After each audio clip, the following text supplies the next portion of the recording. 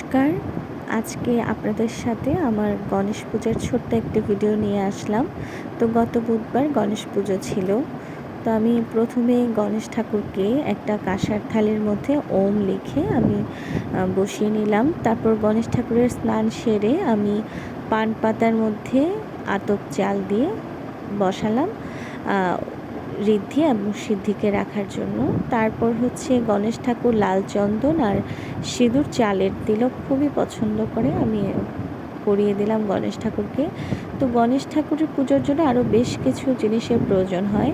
আপনি চাইলে 11টা দুব্বা দিয়ে একটা হলুদ সুতা দিয়ে বেঁধে ওটা গণেশ ঠাকুরের পাশে দিতে হয়। সেটা 11টাও দিতে পারেন, সেটা কেউ চাইলে 21টাও দেওয়া যায়।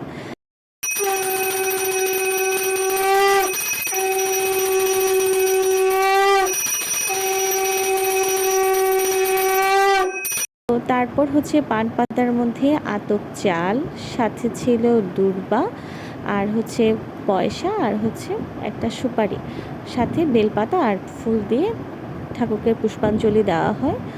গতকালকের আমার পুজো। তো সবাই ভালো থাকবেন, সুস্থ থাকবেন, এটাই কামনা করছি। ধন্যবাদ।